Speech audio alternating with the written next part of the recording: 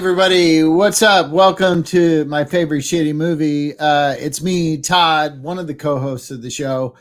Tonight we're talking about this movie, The Cannonball Run. And as it turns out, if you want to watch The Cannonball Run right now, what do you need? Physical media, ladies and gentlemen. You have to have a DVD copy of it. Normally, Tracy doesn't let me allow these kinds of shows where you can only get it on disc, because for our audience it seems more fair that they should be able to stream it somewhere. But the fact is, if you don't have a DVD copy of Cannonball Run already, you cannot be saved. You cannot be saved, ladies and gentlemen. To weigh in on this physical media truth, I have my co-host, Tracy Mercer. Correct. Gen X for the win. This is a cultural touchstone, y'all. And that's why we do this. So when the man comes, see, this is what's so smart about the man. And when I say smart, they're the man because they're not smart. But it's like we all cut the cord because we had all the channels. And then we were like, no, let's independently do Disney Plus, Paramount Plus, Hulu, Amazon. I know.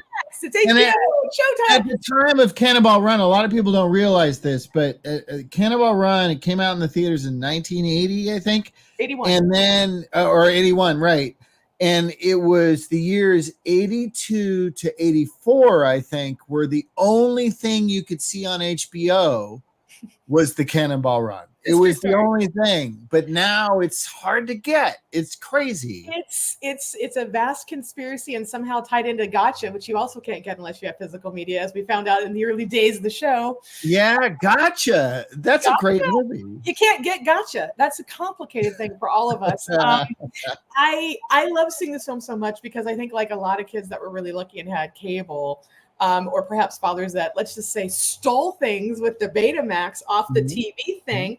I had this on beta before I had it on VHS and watched it so many times. And I was talking to Tess a little bit earlier, and I think this is true. I do not believe I've revisited this film even in high school or college, but I'd seen it so many times as a grade schooler and a junior high kid that what was shocking to me was how many of the lines I remembered. I remembered the song, and it was like this crazy, like, I wish I could remember like what day the taxes are due as well as I could remember some of the finer points of this. But it was such a joy to see. And I think it was also, I mean, look, it's 81. So it's, the beginning of the Reagan era. It's almost that last gasp of old Hollywood and new Hollywood with Farrah kind of, but then also half the Rat Pack with Sammy Davis Jr. and Dean Martin, who I'm convinced is drunk throughout. Sure. But Roger Moore making fun of his Bond role. I mean, Burt Reynolds in peak form. It's such a joyful. I'm pretty sure the entire cast is drunk on beer the whole time. They seem to make that clear. I mean, I don't think it's just the characters. Half the time they just call them by their names. So unless you're the female character, then you're just beauty. We don't need to know her name. Well, yeah, she's a beauty, and she is. I love Farrah Fawcett. Why complicate things, Tracy? I know. What was I thinking? But I also, what I appreciate about this, because I think we're a month out from a very consequential election, and so I think, and as Gen Xers, maybe some things don't offend us as many as it may other generations. That's a gross generalization. But I think we are worried about several major issues that could really impact the way we live moving forward. And what was kind of joyful, I'm so glad that Tim and Tess brought this film for us to talk about tonight, is it's just a good time. If you've seen it as a kid, it's a nostalgic flashback. But even if you didn't, or you're a little bit younger, it's just funny. And if you're offended by or don't like this joke, in 3 seconds, there will be another one. And then you can move on. And it might be the last gasp of an all-star comedy cast like this. Like, it's like to the point where I one of the things that's also good about physical media, this version has the great Al Ruddy, who produced small films like The Godfather and our Megaforce. He produces this one with Hal Needham, who of course had already directed with Burt Reynolds Hooper, Smokey the Bandit 1 and 2. And Burt said, dude, Hal, I'm done driving. And so Al Ruddy says on this, he's like, you know how we got Burt to say yes? So he was the highest paid guy, biggest movie star of the moment. And so he said, here's the deal, with the Al Ruddy voice. He's like, I'm going to give you 5 for 4. And they're like, wait a second. What does that mean? $5 million for 4 weeks worth of work. I'll send you the script. Burt Reynolds said, you don't have to send the script. The answer is yes. And so suddenly he was driving in film again. I would like to just increase the selling points to younger people who might be offended by it is okay when you're watching an old movie to laugh at people for being erroneous in their thought processes. That's all I'm saying. I think it's okay to laugh at Jamie Farr playing an Arabian person. Well, it's okay to understand that it was a mistake and you can laugh at it and maybe with it on some level. I'm just saying. But also, I don't want to cut out an entire. I think everyone should see the Cannonball Run. I want to make it more attractive. You should absolutely. And if you want to get really upset about this film, then that's on you. But I also think you have to see this film in the context in which it was made, but it was released, because a lot of us were watching, Jamie Farr as Klinger on MASH. So the joke with his character on MASH is that he was always dressing up like another woman, trying to or a character of some sort to convince him he was insane, so they'd have to send him home from Korea, right? And so he was always in dressed up character. So I don't think anyone was thinking, certainly not Hal, about political correctness, but I think it was like, oh, here's the guy who does this on TV, and we're going to do it again. I think there's a silliness and a sense of fun that this film embodies of that era. And I think, like we had talked about a little bit before the show, it kind of takes shots at everybody. And so in a weird way, it's inviting everybody to either be offended or not offended, but it's like, come have fun with us as we do this really silly thing. Just like Smokey and the Bandit, we have to go from point A to point B. We have to drive really fast with lots of stars and really cute women. That's it. That's the story. Yeah. And the last movie we watched with these siblings, the what was it? Super Fuzz? We did Fuzz right when I was away, and then we did Smokey and the Bandit all together. Yeah. They love vehicular mayhem. I know. What's up with the Raffertys? We should bring them up and ask them. Yeah, let's ask them. Let's ask the Raffertys. What's happening? It's Tess and Tim Rafferty, everybody. Woo! Tess! Show creator Tess is back, y'all. Very excited to be here tonight for this movie, and I just fact checked because I was pretty sure Jamie Farr was Lebanese. So while it is not UAE necessarily, right? It is Middle East. It is at the time that's what counts as enlightened. Considering we were here doing Zorro the Gay Blade, where a bunch of very non-Latino people were all playing Mexican people, this is probably a step in the right direction for 1980. You're saying George Hamilton wasn't Latino? Ron Liebman, Probably not. Yeah, Brenda Vaccaro. I'm pretty sure they're Italian and Jewish, respectively. There. Are you telling me that Henry Silva is not of Asian descent? That's where you're telling me. I don't believe you. Was the opposite Jackie Chan? Was that the other? Jackie Chan was in this. Sammy Davis is in this. There's a lot of great, interesting people. Yeah, and Jackie Chan. I mean, like that whole thing with the Jackie Chan and the Subaru, is that not okay, or is it just goofy fun? I'd say there's a lot of not okay in this movie that is perfectly fine for people to not be okay with. I look at it like, yes, this was 1980, so this was okay for 1980. But also, we should point out that this is Jackie Chan's first English language film. And the gentleman who's on the right, who has his finger up, who plays the host, and of course his name just went out of my head. He was the most famous, biggest comedic box office star in Japan at the time. So it was like he was like Japan's Charlie Chaplin, and then Jackie was the #1 action star in the world. So actually, it's pretty progressive in a sense. That Hal Needham was like, let's go to Japan and get their 2 biggest stars and put them in a scene. Like that's not something I associate that's making hippie and gun jokes in America.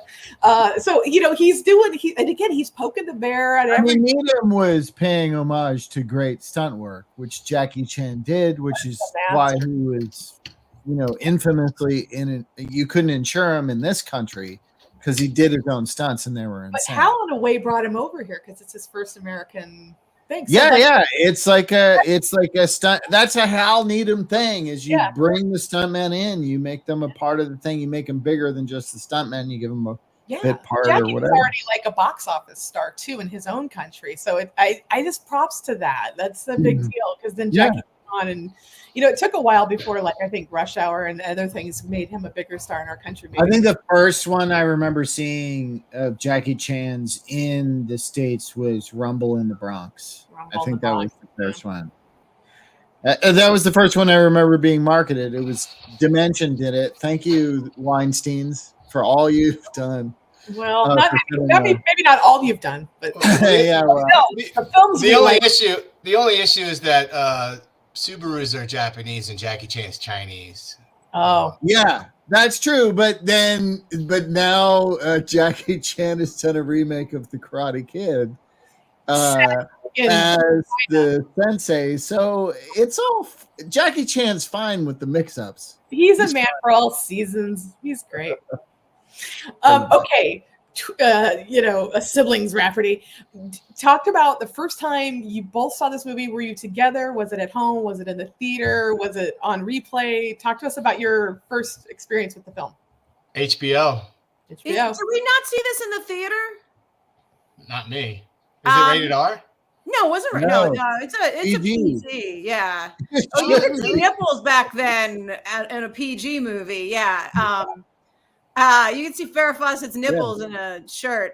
If Jaws was PG, of course this was PG. It was just so. I guess you're right. We probably must have seen this at home, because it does feel like you would have been young for the theater. But I remember. The only movie I remember seeing in the theater before like 1992 was Return of the Jedi. Well, we saw the first two Star Wars movies before 1992 in a theater, so perhaps you're an unreliable witness. You're saying I was there? You're saying I saw? You saw? You saw there. I didn't go by myself. We saw Raiders of the Lost Ark. We saw the horrible Star Wars movie. Huh?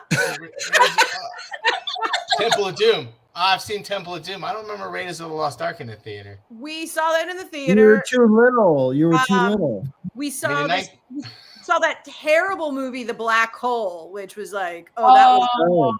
I remember that. Yeah. You remember The Black Hole, but not Raiders of the Lost Ark? Wow. About The Black Hole. It really does. Raiders of the Lost Ark on HBO. Robinson. I remember that. I remember Mountain Family Robinson because that's when I swallowed my tooth accidentally, thinking it was a popcorn kernel. Yeah. Did you get it back? Didn't look for it. I let that go do what it was going to do. Yeah. Wait, what was Mountain Family Robinson? Is that a late sequel to Swiss Family? No, it was Swiss. Yeah, it was like Swiss Family Robinson, but it was set in modern days, and they go to live in, I don't know, some. I want to see that. Wasn't great. I don't know. I want to see it so bad. Mountain Family Robinson. In my head, Greg Evigan is the dad, but that's probably wrong. I bet you're right. Oh my God, I remember seeing like this Swiss family. Maybe that's what. It was. It was something else. But I remember Which Mountain? Return to Rich Mountain. Swiss Family Robinson. I remember those. Those were readily available. We saw the Muppet movie in the theater. I think we saw that twice. I mean, we weren't a big movie going to the theater family, but we saw more than one movie before. Do you remember the Muppet movie, Junior? That's the only one I remember seeing in the theater. All right. The Muppet movie in the theater? Yes. HBO. We saw it more. We did see them repeatedly on HBO, so it's entirely Mountain Family Robinson on Tubi. Memory you would have, but thank you, Jeff. We can watch it, everybody, on Tubi. Mountain Family Robinson. I'm watching that as soon as this is over. That was my favorite shitty movie historian, Jeff Luce. He's the Michael Beschloss of. He is the Michael Beschloss. He keeps us honest. It's fantastic. This just I don't think I saw this in the theater, but I definitely saw it. I remember seeing it with my dad at home on repeat. Mom would kind of check out or just be reading the LA Times. It was too silly for her, but I thought it was great. I mean, it was just, and I remember the guys were drinking like Budweiser, and Dad was like, "Do you want a Budweiser?" I'm like, "Look, this is great." It was very appropriate first grade. Hmm. Yeah, Got enough eyes for all this beer. and I love it's like they have like crates of beer and then like one bag of chips. So like we're set, like, it's like okay. It's kind of promoting drinking and driving a little heavily. Throughout the whole film. It's insane, the drunken driving. That's what this is about. It's about alcoholic drivers. And that's it. They're just driving drunk on beer mostly, but also cocktails. I mean, Sammy Davis is on all kinds of cocktails, but these guys are 100% behind beer. So is Burt Reynolds in this movie. So I sort of like the love of beer that this movie has. And that's also like Smokey and the Bandit, right? We've got to get a bunch of Budweiser from point A to point B. Yeah, of course. Like it's not even good beer; it's crappy beer. But I like it. You shouldn't be drinking, but at least it's hot in a truck. And it's American. It's American beer, so they're celebrating, an important manufacturing job that people have. Made by women immigrants. Triumph of the everyman in this movie. And it's based on it's a real race they used to run, and Hal Needham, I believe, actually participated in it, actually in an ambulance. And I know that that's in his autobiography, which I've read some of, but I didn't get to that part. So this is on the commentary. I listened to this Reddy and Needham talking, and apparently Needham was saying like he did this and he had such a ball doing it, and they were jacking up the ambulance and putting like Fast and Furious type engine stuff in this because it was the perfect cover, and that gave him the spark of the idea. And the credited writer on this, and he worked on it together. And Reddy's like, well, the script wasn't exactly Gone with the Wind level, so we knew we had to get a star, so we overpaid Burt, and then it just built from there. And then I think it like almost like maybe the closest thing we have to this now, even though it's probably 15 years old, is when Clooney remade all the Oceans movies. I think he did 2 or 3 of them before Sandra's Ocean's 8. You have an all-star cast, and you're basically, I feel like we are paying money to see these guys on vacation. Like it's like I think Sandler does this with the Aniston murder mysteries on Netflix. You're like, oh, they get to go to this great location with an all-star cast. That's very much a flashback to what Needham did. Wrote, yes, all of that. Grown-ups. So, Wolf is that exact thing revisited, except they're not like they don't enjoy the vacation. Right. That's just my opinion. I guess there's another Cannonball movie too. I think with what's his name in like Flint. What's that guy's name? Oh, James Coburn. Yeah.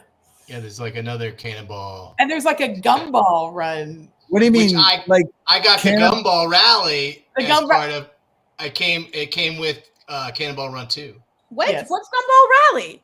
I don't know. I haven't watched it yet. It's a cheap Cannonball knockoff. I mean, is it kids doing a race? Is it like, I don't know, Gumball Rally just seems something. Did that come before Cannonball Run? Because why would they call a movie Gumball Rally after Cannonball Run? Right. I don't know. Usually y'all have these answers already. Yeah. No, I haven't.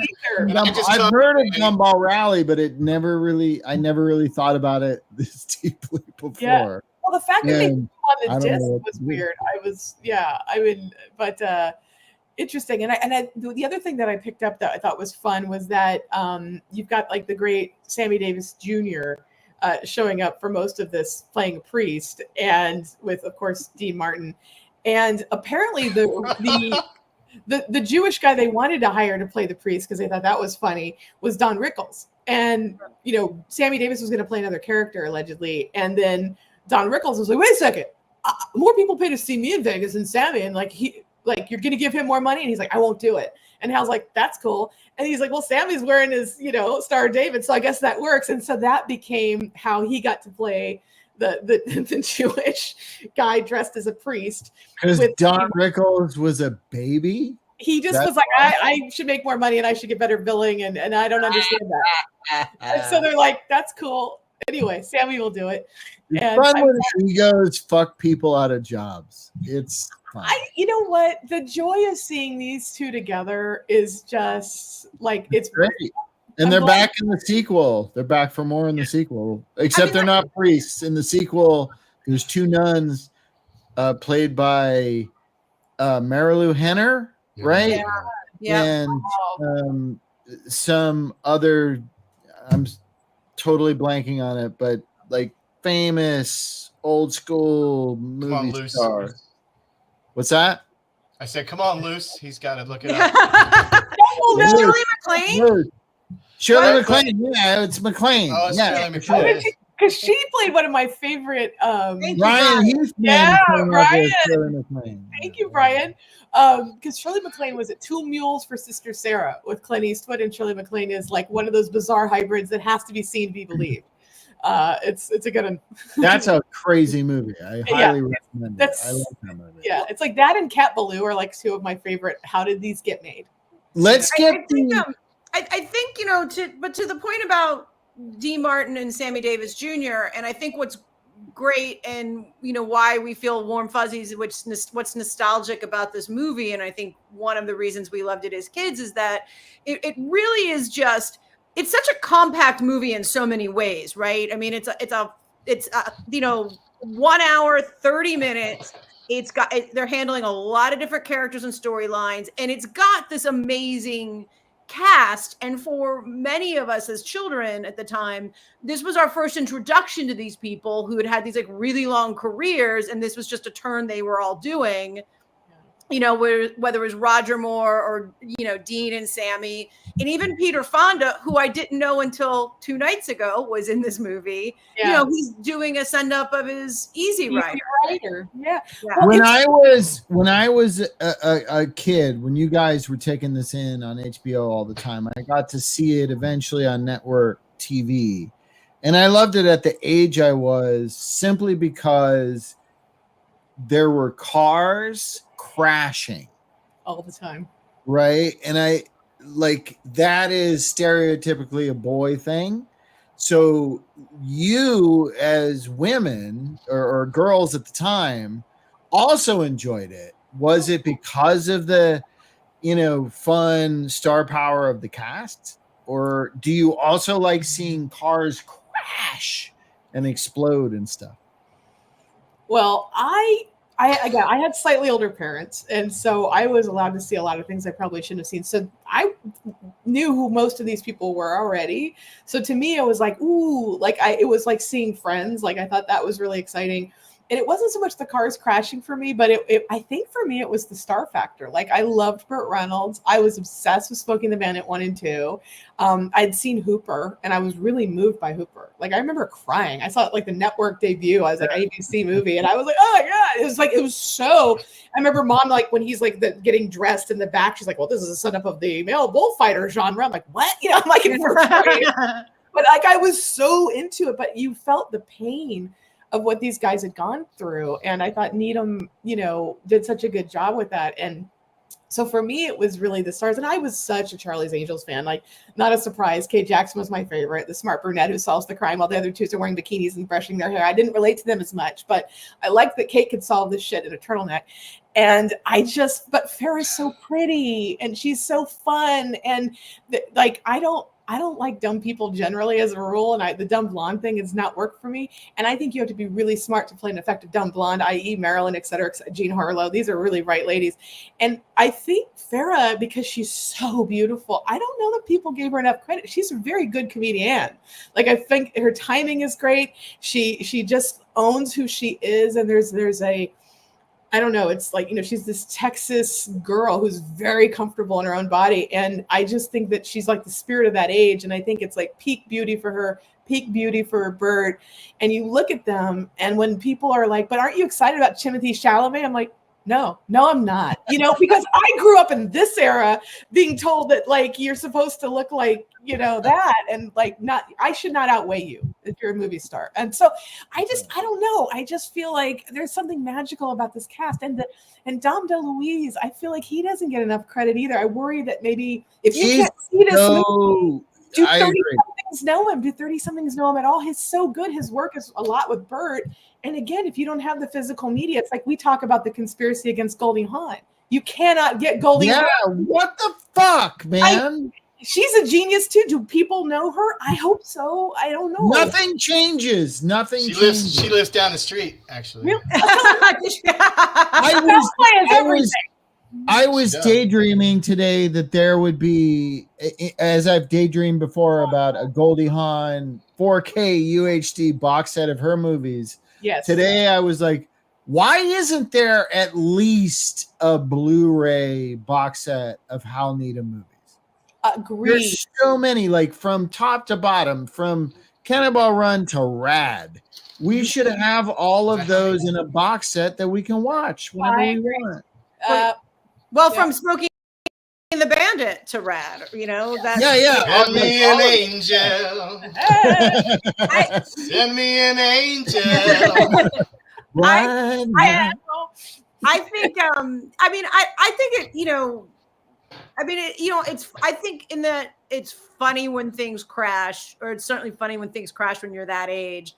I think it was just a really funny movie. And, you know, as Tracy said, it was really fast paced, which I think is great when you're a kid. Like it never, you know, it's amazing how undeveloped all of these storylines are. And yet you don't think about it when you're a kid. I'm watching it going, that's it. That's the only scene between her and Burt Reynolds. This whole movie is that one scene in the back of the, they don't even kiss, you know, it's such a weird thing, but we might just quick interjection. Just like a baker. Yeah. We might have an Anderson family reenactment of that very scene. Oh, but when you're ready for it, I'm just throwing that in there right now. So all right. We've done it. That- Well, another thing I want to be before we get into, because again, if you can't stream it, we'll give you the little summary here in a second. But one of the things I do want to highlight, because apparently we have to do warnings now, like everyone, but like listening and just, I only got through the first half hour because I ran out of time to listen to Ruddy and Needham, but they were saying, starting off with the 20th Century Fox logo, they animated it themselves so they could have fun with it. Oh yeah. yeah, that's great. The film tested so well. Fox executives said, "There's no way you're making fun of our logo. Like, this is verboten." And then it did so well. And Needham said, "You know, what I really want to do is this." And he pitched the idea for the cop car crashing, and then Bert's car coming out of the Owen Fox, and then that's when you have the kind of famous, you know, laugh that he perfects through the movie. But it's that signature. So before you're even out of the logo, to what Tessa's point about the pacing, you already have a laugh before you get to the first credit. He's done that on the studio logo, and that's with much intent, and that continues in every scene. It's just jam-packed. It's like Tessa and I were saying earlier, oh, you didn't like this joke? That's cool. 2 seconds. There's another one. There's another one. There's another one. And you're kind of catching it up. And I mean, do you think on some level they were taking a note from the Zucker brothers at the time? That's a great question. It's certainly around the same time. This would have been shot in 80s. I mean, they came out. What would the Zucker brothers have done at that time? Like Airplane came out in 1980. Yeah. So this, but obviously, all I'm saying is production means, you know, they were in production for Cannonball Run before Airplane was in the theaters. So it's not that they ripped off that, but there was something in the zeitgeist. Maybe before we get in, maybe we should set this up, because I think, Todd, you're bringing up a really good point. What's influencing what? This is, again, old Hollywood meets new Hollywood. They're doing vaudeville sight gags, right down to a gun that's fired and says bang. You know, it's the seltzer bottle. The seltzer joke in the face of the crotch, right? It's like you're doing old-fashioned vaudevillian 30s things, because Needham was born in a different era, and they still thought that stuff was funny, and it is. And so I think that it's like, that's not the kind of stylings that the Farrelly brothers, you know, they did slapstick in a slightly different way than this. This is older school, so it's interesting. But yeah, I think it is still, he's echoing a lot of the sight gags he saw growing up as a young boy. Actually, it's a good point you're making, Tracy, about just like the evolution of something comedically. Yeah, it's like this is in the interim between the really old school and the Farrelly brothers, you know, at the time. Exactly. I mean, and you've got one of the oldest Hollywood icons, unfortunately, you know, was president at the time, and so it was old Hollywood who's now running the world. But you also have, you know, the Rat Pack did all that kind of comedy. There was all those Vegas acts from the, you know, in the 60s, and then you get into the 70s with things like Second City, SNL. You know, as much as I don't want to say Woody, I was going to say, as much as I don't want to say SNL, I don't want to say what's next, which is Woody Allen. But you did have all these people doing comedies, and you know, it was sort of a next. But that's a good point, Tess, because you're right, because early Woody Allen was slapstick. You know, it wasn't what it turned. It wasn't. Annie Hall and Manhattan would come later, but the early Woody was really like sleepers, slapstick. Just you have love at first bite. You have all this like comedy happening. I feel like in a way that just where maybe it's just influential on each other. Yeah. I have a question for my brother here. Do you remember? Why do you remember liking it? Is it like Todd said? It's just fun to see shit crash. What was the jokes and the comedy lines, and I remembered all those lines. Why do you call me Shorty? Because you're small. Small. SMall. Classic Dean Martin. I remember like, it's funny, like when it's, like I think Todd made a reference to the Manchurian Candidate earlier, but it is like the Manchurian Candidate when you're watching these old movies, because, you're just like sitting there and then all of a sudden you're just like repeating like out of nowhere, out of a distance of 30 some years, you're like, I can't see shit in you. And that we remember, like, I think every time we jumped in the pool, we would scream that. Like, that's awesome. You did. That's so amazing. That was they were our catchphrases. Yeah. Well, I remembered like I love Roger Moore because he's so good at like playing it straight. And one of the other things Ruddy was talking about was getting Roger Moore in. The Broccoli's at the time were very protective of the Bond franchise and name, and he wasn't allowed to spoof Bond. That wasn't okay. But Needham was saying they went right to the edge by saying he's not trying to be James Bond. He's trying to be the actor who played James. He's trying to be Roger Moore, and that was how they got around it. Even though he's driving an Aston Martin with lots of little buttons and things like that. And then Needham said, and we even did the Bond song, and we just changed 2 notes, so it's not quite there, and that we got away with it. And then I guess Needham was up for consideration to be a director on one of the Bond films. And he had his general meeting with Broccoli, and Broccoli goes, I could have sued you for the Cannonball Run, right? And he's like, I guess I'm not getting this gig. It was this thing. But he was like, but apparently Roger Moore, who was friendly with Needham, said, they were not so happy with me. So my new contract for the next Bond after this one, which would have been probably Octopussy in '83, right? He had to sign no spoofs. Doesn't matter if it's Bond or you, and it was like this egregious thing because they were so like our precious James Bond. And I was like, you guys put Roger Moore in bed with Grace Jones, she would have broken him. Okay, you had already jumped the freight train on that, but like they were so protective of the Bond thing. So Needham's like, I got away with it. And I just love that those guys were like, when they did this commentary, whenever they did this, obviously we both lost them now, but I love that their voices immortalized. They're like, we got away with it, remember? And you can kind of hear them high-fiving, and it's just I love that. You gotta love Roger Moore for that. Let's have, because I want to see some stills. Tracy, you have stills. Let's start. So I want to hear the Rafferty siblings take us through this narrative of the Cannonball Run. In 1982, there was nothing better than a Lamborghini Countach. I mean, that was 2 hot chicks driving. That was like, Junior, you start. Take us through the plot of the Cannonball Run. Take us through the plot, right? So everybody's getting ready for the big race, and I watched it again today, and I thought Dom DeLuise, he saved this movie. Like he's incredible. He was awesome in the movie. Mm-hmm. And you know what's funny about Captain Chaos? Although we're getting ahead of ourselves, I suppose. But all right, so yes, there's a coast-to-coast race called the Cannonball Run, and it's an illegal race, which means the cops can arrest anyone at any time. And it's based on a real race, right? Real. It's Connecticut to San Diego or something. Yeah, and so part of the gimmick of this race is that everybody tries to figure out a cover for driving so that the cops won't arrest them or will.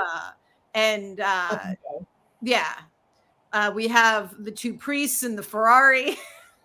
Which, I mean, these guys. Let me see if I can find that. Like, I mean, just that's when he says, if we were Presbyterian, we'd get laid right here. That's right. I don't remember that line, but yeah, that was like. and they're constantly him and calls him Chocolate Monk. I'm like, he's oh my God, I'm like, Jesus Christ. And like Sammy's like, and then they start insulting. And again, it's like a round robin of insulting jokes. They're like, okay, we're good now. And they're like, my God.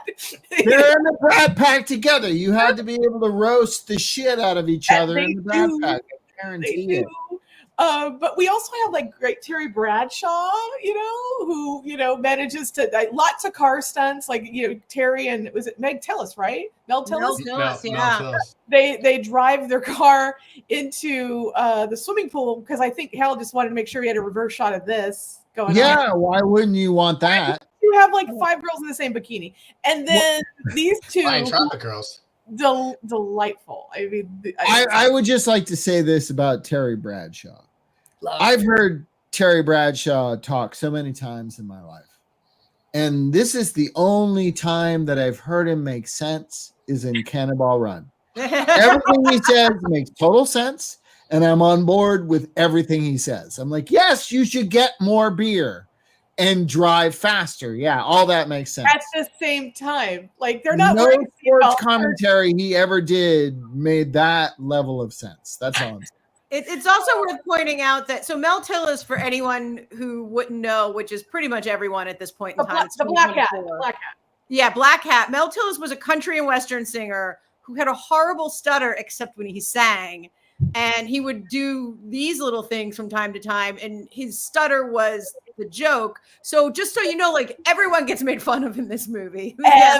Everyone. Yeah, because that's half the funny, or some of the funny lines are him just stuttering his way through a line. And my favorite is when he's like, ba ba ba, and he's trying to get something out, and Terry goes, yeah. And he never actually gets it out. They're so close and such tight friends. They're like, and to be a stutterer, by the way, and being placated by Terry is crazy. That's crazy. That man has there's no stuttering person who hasn't made more sense than this guy. I mean, he's poor crazy Terry. Too much CTE. So we've got these guys hooking up. We got Sammy flashing the Star of David, and he's talking to Jimmy the Greek, which is another dated reference probably for most people who's taken the odds. And so you've got the Greek insulting Sammy, and then he's like, we're good now. And they just keep coming back. And Dean is like swaying in this scene if you watch the film. I mean, he's do you think he was playing or really? That's the question. I think he really was. Going back to Charlie's Angels, there's a fantastic episode where the Angels go to Vegas, and Dean is like, girls, someone's murdered. We gotta go in there. And so the girls all go to the casino, and he's hanging out at the craps table with Scatman Crothers, who has like a white cat, like he's Spectre from the Bond film. So you've got Scatman Crothers with the cat, and Dean, and you can see the booze coming out of his pores with the original Three Angels, and it's a delight. But he looks the same here. Like he's not well in this movie. You can see in certain scenes he's a little rough, but so he's really is on. Yeah. They're doing the priest thing. Bert Convey, who some people might remember from the Tattletales game show and nothing else, he decides that they're going to be he's a businessman who is a thrill seeker. He decides that he's going to go undercover as a honeymooning couple on a motorcycle because that won't get you stopped by the cops, but with a fairly good cover. Corpulent man in an unfortunate wig. That was the idea. And he spends half of it on the motorcycle on one wheel, just going back because it's Hal Needham. So he's like, look what we can do, and it's like, and there's this wonderful moment. Burt Reynolds has this great spit take where he sees like Burt on the one wheel and he just does this and then he looks right at the camera. And then he comes back into camera and looks at him again. And it's like, you could tell these guys are just having fun with the comedy. They're just like, let Burt go, see what he does. Nobody missed dinner with their family on this movie because they couldn't get the joke right. Like nobody worked late nights trying to get the right bit on this movie. It was, print it, we're moving on. Yeah, no, but he's also a face of childhood. You're like, oh, it's Bert Convy. Like, it's nice to see him, Yes. and then also we should give another prop. The stunt I couldn't believe in this part I heard too. When Dom DeLuise and Bert are flying, they're like, oh, we need some more beer, of course. So they're piloting a plane. They landed this in a small town. With Ruddy, the producer, is admitting, yeah, we stole the shot. We didn't have a permit. We just had a really excellent stunt pilot, so he could do that. And we got 2 shots, and then I'm like, you landed a plane on a street in a small town with no permit. And they're like, yeah, right. We got away with it. I mean, this whole thing, I highly recommend people listening to the commentary. And do you have... So those people running out of the way were really people running out of the way? They were stunt people, but they put them on this street and then they landed. And if you watch the movie, because Hal was very proud of this, like there's almost no runway and the plane goes almost straight up, which is, if on a biplane, it's just very, very hard to do. So he explains, like, they only had X number of feet before he had to go off. And it's like this really awkward when you see the plane, but he's like, oh yeah, we're fine. I'm like, you could have taken out half a small town, it's like, we'd never do that today. Well, plus I'd have to see it again to know if it was in the same shot or the same scene where Dom DeLuise walks in. He's using long lenses, because I was thinking about that too when they were talking about it. So it looks like it's closer than it really is, but it's because that sequence was genius. Again, like my Junior said, Dom DeLuise saves this movie. Dom DeLuise is. I love that his humor still translates and in a way that doesn't make you uncomfortable. Like there's nothing about his humor, that comes to mind right away, is inappropriate for this time frame. And when he just walks in and the plane is just blowing the papers everywhere, but he walks in like nothing's happened, and he just gets his beer and he pays for it and he walks out like nothing's wrong, and then gets back on the plane. It's beautiful. Yeah, it's like most people just drive to the corner store and leave the car running. This guy drives in on a biplane. Yeah. DeLuise, I think you guys are all right. I think it's him who sells this thing ultimately, with some good help from Rick Aviles, who, God rest his soul. I met doing stand-up comedy in New York City in the early 90s, and he was the nicest stand-up comic in New York in the early 90s. And that's not a hard thing to accomplish. But he absolutely was a very lovely person, which was weird because he's that guy who eats people in Ghost. Oh yeah. He's Willie, right? What's Jeff talking about? People who named a woman in a stunt car? All right. The bad guy in Ghost. Yes, Brian, right on. Jeff, type a little more about that. Did someone get hurt in one of the cars? In the cars in the. I don't know. Jeff's gonna fill us in. I don't want to know about bad stuff with this. I know. Vampire in Brooklyn has already been ruined. Yeah. So really? The film itself didn't do that? It was okay. I see what's happening. All right. You can take it away. So they all have to. Oh, yes. Introduce us to what's happening here, Junior. So Mr. Foyt. Mr. Foyt. Which is a runner. She can never remember his name. And all the guys who kidnapped her are like, Foyt. But look at all 70s and fab with those glasses, and she's got a career. She can take pictures and stuff. She loves she loves trees, and she's taking a bunch of pictures of the lady speaking. I mean, that was kind of I don't know if that's a career. I didn't get a still of it, but one of my favorite moments when she's taking pictures and someone's speaking at a town meeting or whatever, or airing their grievances. They're on the chalkboard, it says save the shrimp, and you're like, and it's just I don't even think there's a water nearby where they were, but it's so beautifully set up. And this guy is set up to just be a lech who, of course, is trying to hit on Farrah, but we know he's a conservative because he's wearing a bow tie in Reagan's America, right? And he's uptight and he doesn't like cars. You're saying he's a piece of shit because he's an environmentalist? He's not. We don't know who the enemy is. Environmentalist, though. He's not. He's like, cars are bad, and I'm like, this is a bizarre platform for 81. This has never made sense, and no one ever said that kid. He was also against colored toilet paper. Against colored toilet paper. Well, because it's bad for your bunghole. Like he's trying to protect your bunghole. This guy is a hero. He's a hero. Oh, wow. Oh, no. I did not know that. Oh, I knew Belts was paralyzed when a stunt went wrong in the estimator. My God, that's way to bring it down, Jeff. I guess just wrap up the narrative, Rafferty. Keep it real. But geez, Louise. So that one of the greatest lines of that movie is when he first speaks in the movie and to Farrah, and he says, "Titty turn, terrific turnout." It's so wrong, and she's just like. So it is actually so they made it an environmentalist meeting. They find out this race is going to go on. They're going to bring down this race by writing down every license plate of every car that comes out of it, and then Farrah Fawcett gets human trafficked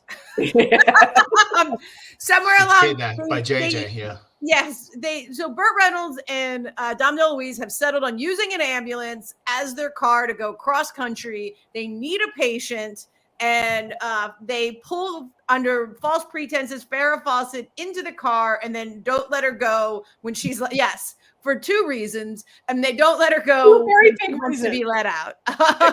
So again, another thing that wouldn't play well 45 years later. Yeah, like we forget, like the times were different. Kidnapping women, if they were hot, was okay in the 80s. But I don't only if they weren't hot, like in Silence. But I don't want to skip. Oh, we love Brooke Smith. We don't want to skip over. These are 2 of my favorite characters, though. So you see Dom DeLuise and Bert, right? And they're looking over at these 2 hot girls, and he's like, "We're gonna go over there and say something." He's like, "I'm gonna say something. You don't talk." And Dom's like, "Okay." And so they go over, and of course, it's the great Adrienne Barbeau. I mean, this is peak '80s hair, everybody. Like, this is the same year that she's coming right off the fog, and she's doing this. But I love these 2 because, of course, these guys are like, "Hey, we're not cannonballers. Like, we're medics. Like, we want to save people. Like, saving people being good." It's like they do this Hall Gold guy thing. And then you find out, actually, these 2 are cannonballers. So they assume they're these hot chicks at a bar. And they're like, "Oh, no, we're going to win. We're in the race." And it's the beginning. It's a feminist tale. This is a feminist tale. Sure it is. It's a good thing. But I love that again, that's that little pivot point that Hal does where you don't have to do that. And I thought, well, that's kind of fun. And then you've got Old Star movie lighting. We should also point out the great and late. Now we lost him in, I think, 2020 during COVID, but Matthew Chapman was the cinematographer on this. Now, this is a guy who started off as a camera operator on Jaws, famously the DP on Taxi Driver, Raging Bull, for Scorsese. But in our lifetime, also The Lost Boys, Fugitive, Rising Sun, all those kinds of pop movie, Primal Fear. He's an amazing cinematographer who was married to Amy Holden Jones. Michael Chapman.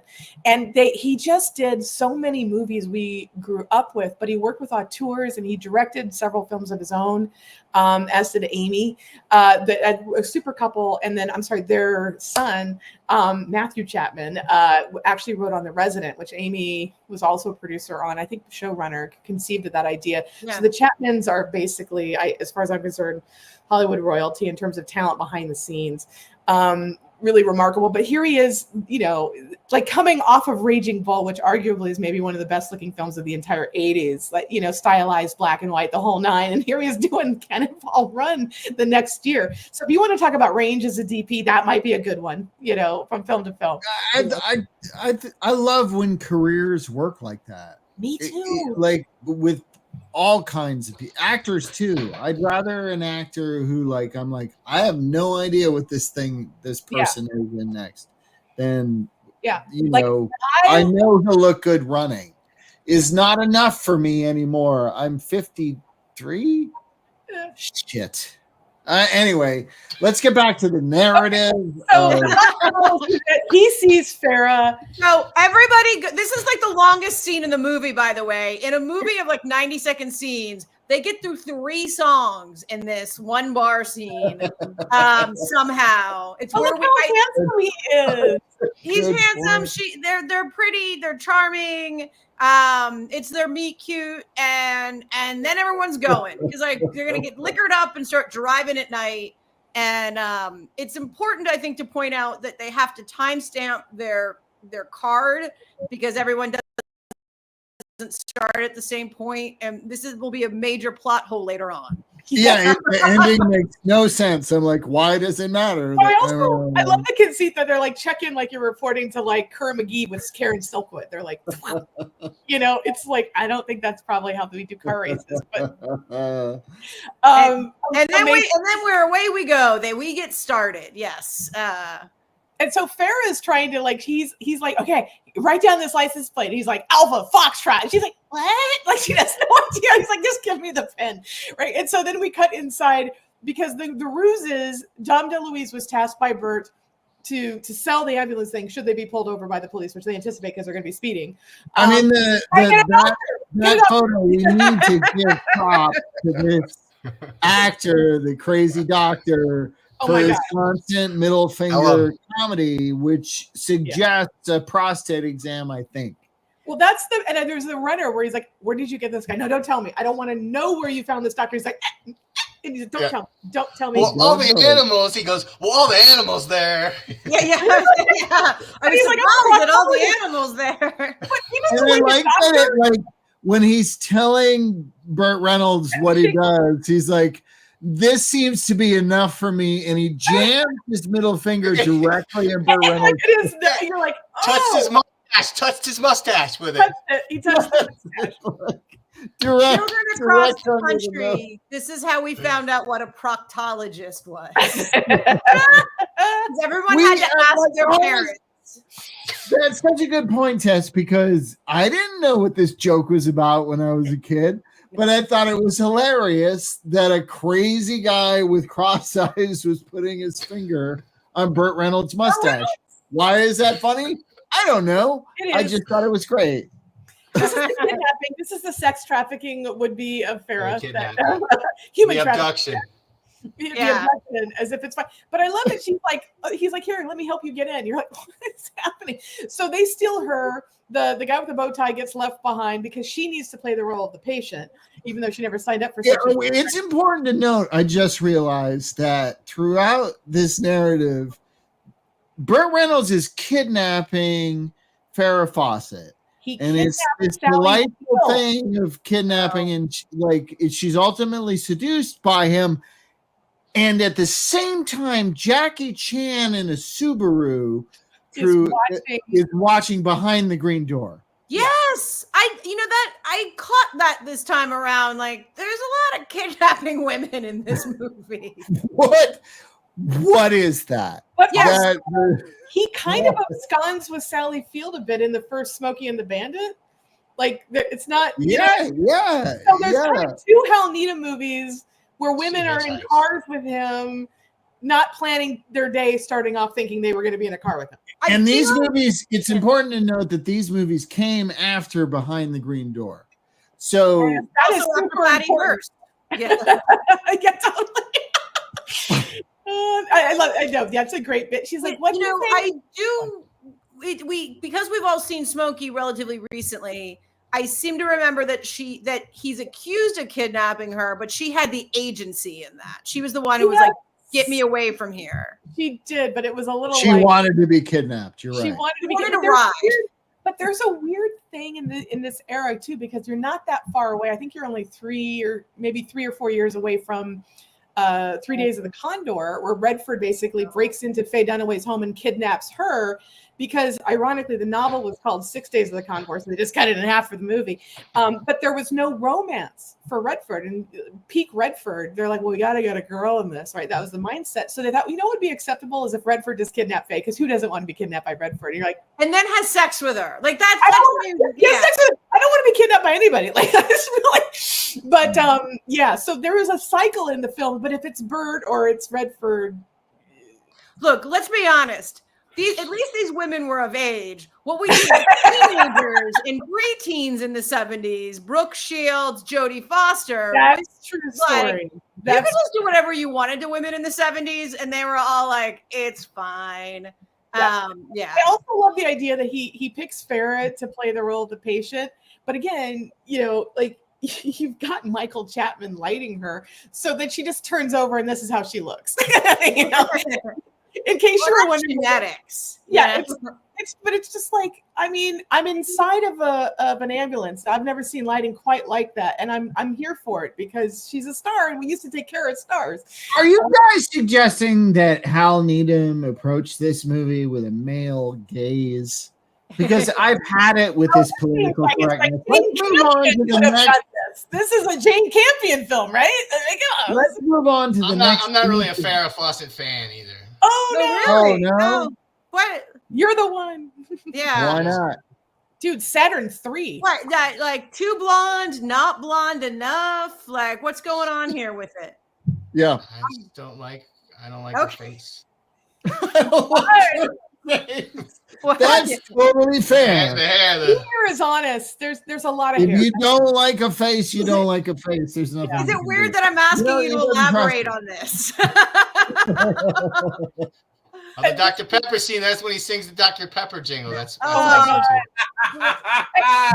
this is deflection. It's pure deflection, but we should go with it because it is funny when Dom DeLuise does Dr. Pepper. But by the way, did you guys all have the same thing? As soon as he started, you could finish the jingle because we remember that commercial. Like I was like, oh my God, dance for him. Like, yeah, totally. I was like, it was so lovely. But I love the product placement. 7-Eleven, Big Gulp. Ruffles. We've got Ruffles has ridges, you guys. It has ridges. Ridges for the cream. So yeah, just delightful. But then I love this bit here. This guy is warming up to be a MAGA person, I think. But like, guns. But the sign, right? Sean Killicami O'Scanlan. God, guns, and guts keeps us safe from the hippie nuts. They're poets in this one. Are they ultimately presented as bad guys? These people, or are they just like people? Well, I think it's funny because I think Hal is taking aim at everybody because Bert is playing up into the stereotype of he's like, they might be armed. Oh, I hope so. It's like this kind of stuff. He's taking aim at the cops as he's taking aim at the hippies in the same frame, behind him on the banner and with that character. And I'm like, that's okay. Cool. Like, we didn't. So you're saying Cannonball Run, the original Cannonball Run, is a political takedown of the right? No, I think or the left, or both. Everybody. Take down everybody. I think he's a good old boy making fun of everybody because life is absurd. And I think that's why you shouldn't get triggered by one way because he takes aim at everybody on all of the spectrum. Everybody. I certainly go. Like Don Rickles, that's what they say about Don Rickles, right? Exactly.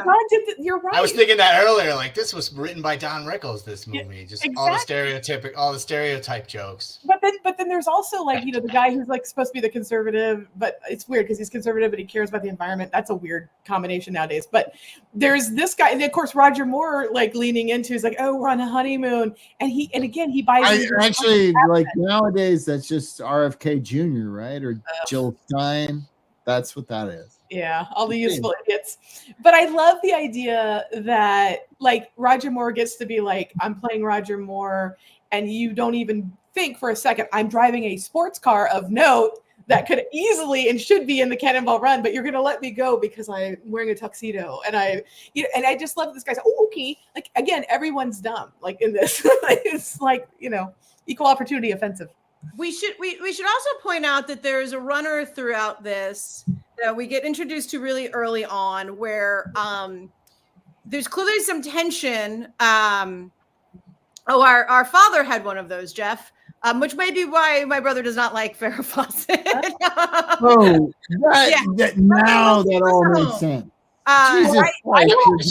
She's pretty, right? She's pretty. I'm not saying she's not pretty, but I'm just no. Undeserving of the hype. Tracy feels that way about Timothée Chalamet. You know what? But I will say this, Junior, because I love Charlie's Angels because I just thought the whole concept was great. Like, we're private detectives and we don't even know what our boss looks like or where he is. We've never met him. I'm like, okay. We use our real names every week when we go undercover. I'm like, cool. I love that whole thing. But I had the Farrah Fawcett poster on my wall. So I'm not the Farrah Fawcett, the Kate Jackson poster where she's wearing like an ascot and like a safari jacket. And she's just like, I'm solving crimes. Why don't you have both? Yeah, why not both? We should have all the Farrah Fawcett. This is going to take us 3 hours to get to San Diego. It's going to be twice as long as the movie. Let's go. I want to talk about the runner throughout, which is that there is clearly some tension set up between Burt Reynolds, aka JJ, and Dom DeLuise over a man who we don't meet at first. They just refer to him as him, not as in Jesus, him, just as him. And Burt Reynolds does not like him. And then we find out that it's Dom DeLuise's alter ego, Captain Chaos, who comes out at the worst moments, and it's only Dom DeLuise in a cape, and it's his his split personality or something. And I'm glad you brought that up, Tess, because this is silly and should not be taken seriously, but there were 2 monologues that were given in this movie that I think give it some heart. So in addition to taking aim at everybody, like Airplane, I think to Todd's point, the Zucker brothers did this in Airplane really well. There's 2 monologues in Cannonball Run that don't need to be there. I'm glad they are because it's what passes for character development. But the first one is when Burt Reynolds is, I'm sorry you thought gangbang and we were going to do terrible things to you. But really what the thing is she's like, why do you want to do this race? Like, I don't understand. Like, what's in it for you? And he says, for the hell of it, I just want to do it. My dad worked in the coal mines, 45 years, was going to retire, go to Florida, live the good life. He died 2 weeks before that was going to happen. And then they cut to her and she's physically like, you could see her moved by this. And she's like, oh, I guess you just never know. Yeah. And she's kind of doing 70s version of Marilyn Monroe. And so I'm like, that's sweet. That tells me a little bit something about Burt. Like, I just want to do it for the hell of it. And to Tessa's point, he doesn't try to mac on her, doesn't make out with her. He's just like, I just want to do this because my dad didn't get to. And then there's the second monologue that Tessa. Wait a sec. Wait, before we go, but let me just drop in this quickly. But then there's the second monologue where Dom DeLuise, to finish up Tessa's point, Captain Chaos, Farrah's like, why do you talk about him? How does he come? Right. And he has the monologue. He's like, well, I didn't have any friends growing up and I was, made fun. He was the fat kid who was made fun of. And so he created this alter ego to survive. And it's this really sweet monologue through Dom DeLuise's acting chops saying, I was bullied. And so I created this character. And it's the sweetest thing. She's like, I'll be your friend. I really like you. And he's like, God, I really like that. And he's so touching, those 2 moments of men being emotional in the middle of like these jokes.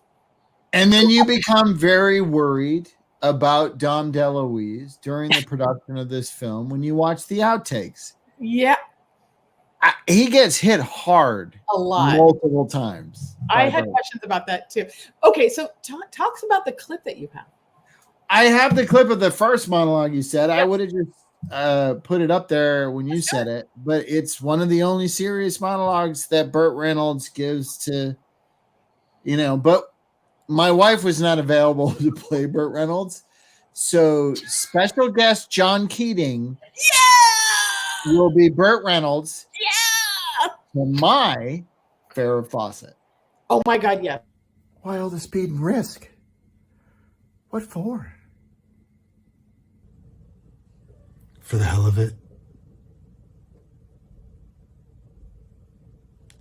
Didn't you ever do anything just for the hell of it? I guess so.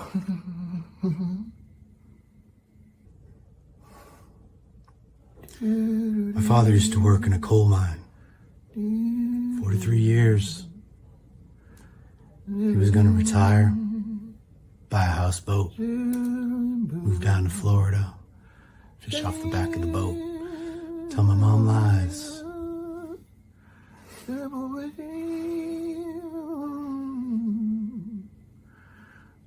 He died 3 days before he was going to retire. Oh, I guess you just never know. Yeah. I made up my mind right then. I was gonna go for it. I mean, everything I wanted. I was gonna go for it right then. Because you never know when something's gonna happen to you. It's like talking to you, you know? I mean, it's really nice.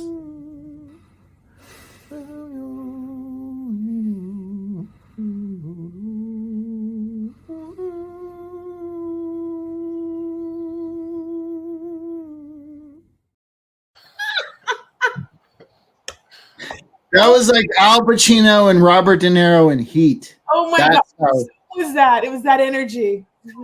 I know your family reenactments are down to one family member now. Well, we're empty nesters. Fuck off. I was like, I could do this to myself, or I could call my friend John Keating and have him do Burt Reynolds, and he's going to do it way better than me. So that's, and my Farrah Fawcett was pretty good. By the way, the choice with the lipstick, like that was amazing. Like, it was the only one I could find. And John, if you're listening on replay, well done, sir. Thank you. Yes. Shout out to John Keating, who not only was in this reenactment this week, but he also uploaded Cannonball Run for me. I love that. When I could Jeff Luce, that was some next level shit. There you go. Thank you, Jeff. Oh, did he get it to you on the Plex? Is that how you got it? No, it didn't. It's a long story. You should edit this out. I don't want anyone to get We're joking. Anyway, Just for the Hell of It is one of the 3 songs they play in that bar scene, and it is peak AM gold of the 70s. Yeah. I love that. Ray Stevens. Yeah, thank you. Can you give us any biographical information about Ray Stevens? No, I just read the credits. You just read the credits. I was hoping you some musician insider knowledge.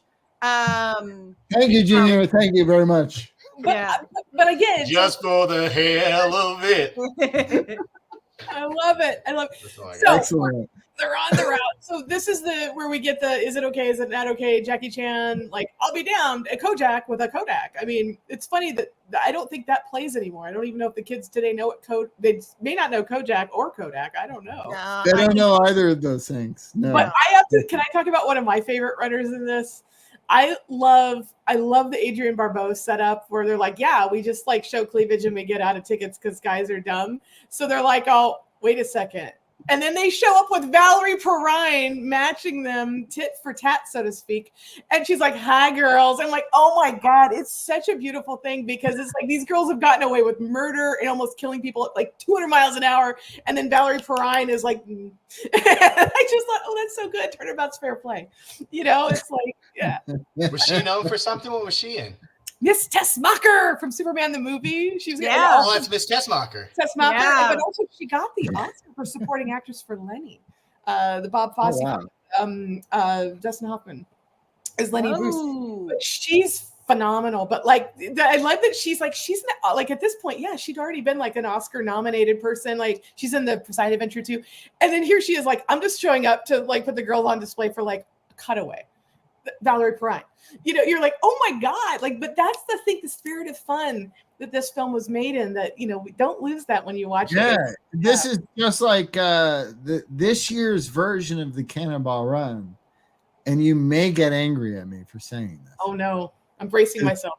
I'm not 100% behind this film, but it is Deadpool and Wolverine. I love that. Yeah, same. It's the Cannonball Run of the Marvel movies. It's the it doesn't make any sense the entire time, but you're okay with it not making sense the entire time. It's well, all I'm saying is it makes the dumb jokes. It's about dumb jokes. It does make the dumb jokes, and you're bringing up a really good point, Todd, because it also is a film that prominently figures the 20th Century Fox logo being defiled, just like this film starts.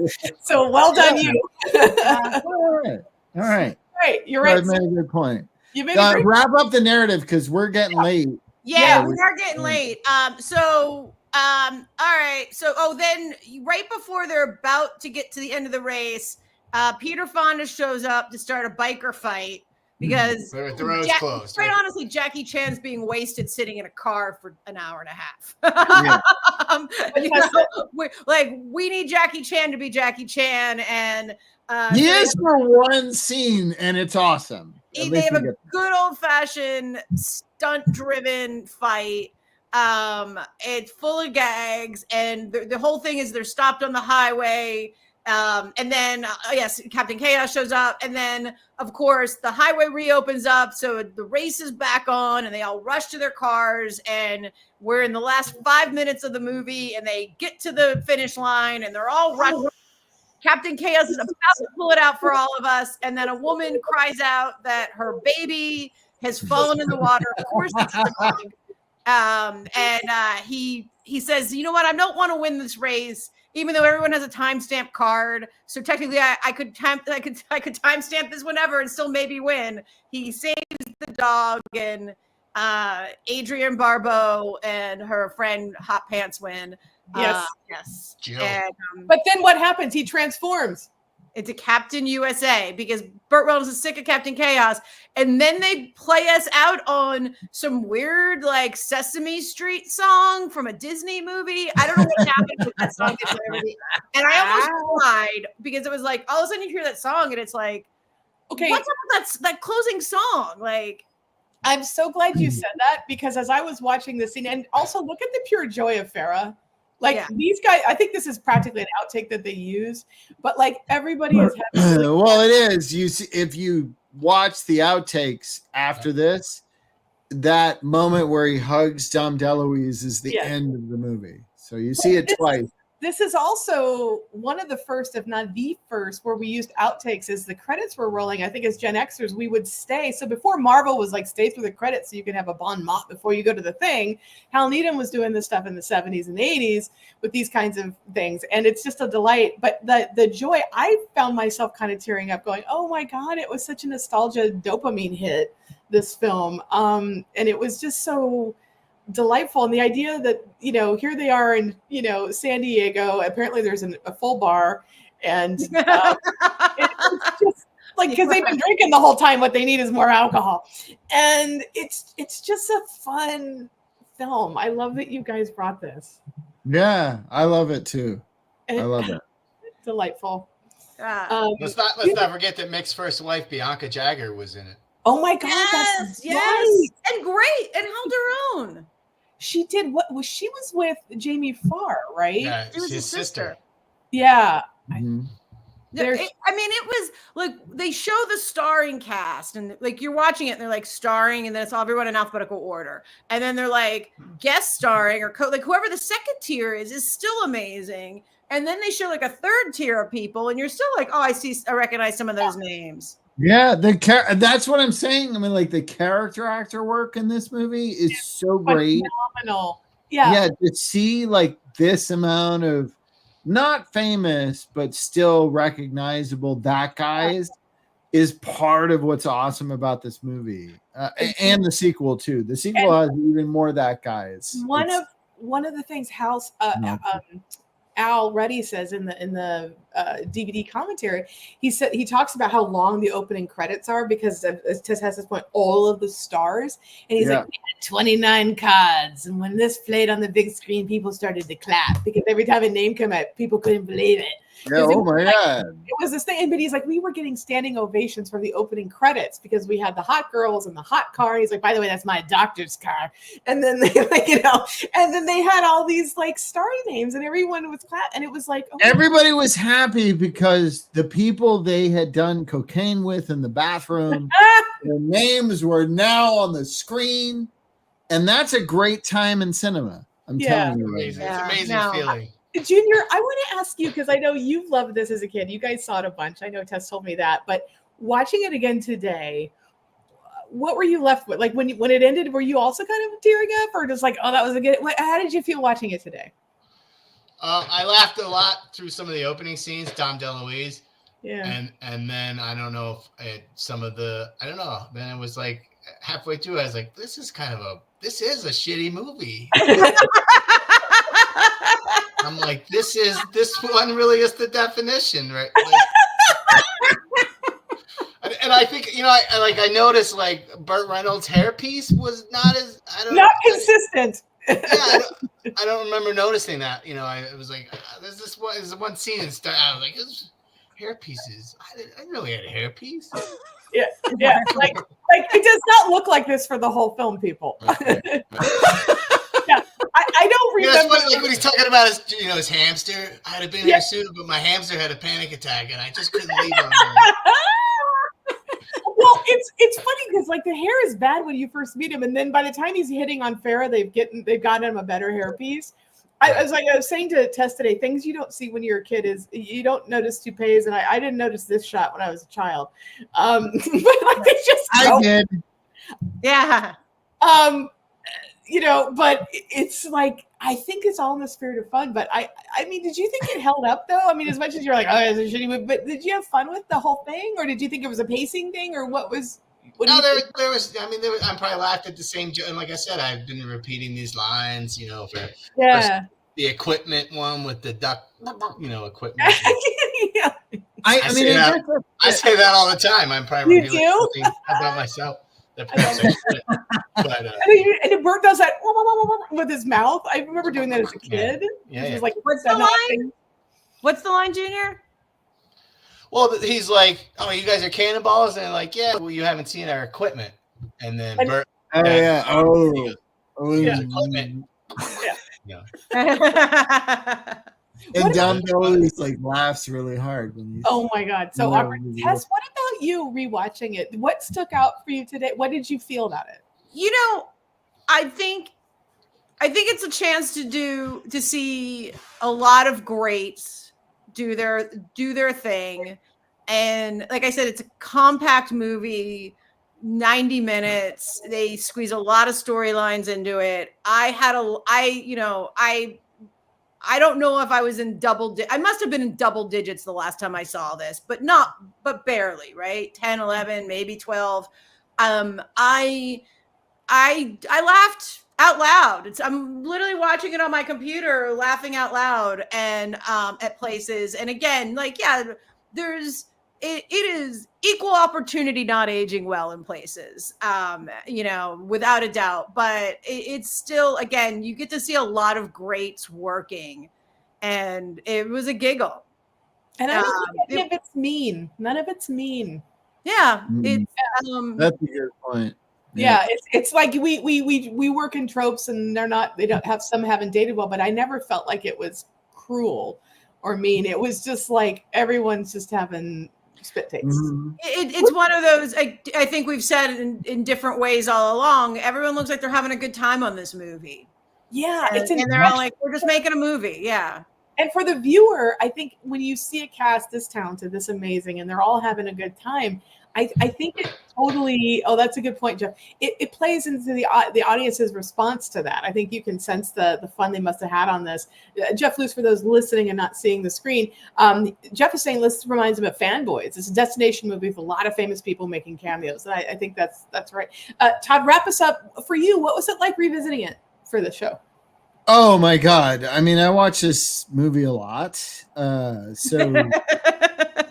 Somebody giving me an excuse to rewatch it and then half its sequel before. That's how I warmed up for the show. Half of Cannonball Run 2, which is flabbergasting in a lot of great ways and really awful ways. Like both those things. I remember Leonard Maltin, like in his book, gave Cannonball Run 2 the turkey. Oh, he didn't do that a lot. He's so nice. Yeah, he was nice, but Cannonball Run 2 got a turkey. Wow. To Cannonball Run's 2 stars. What did Stoker Ace get is the better question. That's a good question. Probably 3 stars. That should be a turkey, even though it was a chicken. The point is, I really like it because I'm an old child, and I like this kind of garbage. I like watching cars crash. And people making stupid jokes. I love stupid jokes. I miss stupid jokes. There aren't enough movies that are about stupid jokes. Yeah. I just love that. That's just my favorite stupid. my favorite stupid joke was Roger Moore's deadpan delivery, where he's talking to the cops and he's pulling over with the girl. He's like, "Oh, we're on a honeymoon," and the right before he says that, he's like, "What is this?" And they're like, "Oh, it's steakhouse." He's like, "Oh, bon appetit." Good. And also, you guys said this before, but I want to shout out Roger Moore again as going so hard to make fun of himself. Like he was like literally saying to the entire world, "I'm not James Bond. I'm hilarious." Totally. Let's do Roger Moore comedies. Like he should have been the next Leslie Nielsen or a side. I agree, which is why my name tonight is The Fly Who Bugged Me, because I think that's the best thing ever. And you could tell it was ADR because I think they tried to say the fly or the spy who loved me. And yeah. ADR it, so he's like the fly who bugged me. But it's even a better joke. It's it's a better joke. You might as well. But it's funny that they wanted to protect themselves. It says a lot about an entity that they want to protect themselves from whatever Cannonball Run's going to do to them. Yeah. Well, especially when, like, let's be honest, like one of the, Moonraker, was it Moonraker, right? Where they're like, we're going to the moon to do another species of people. Like it's already so absurd, this franchise, particularly when we meet this movie, right? It has become so ridiculously absurd as this franchise that they're afraid.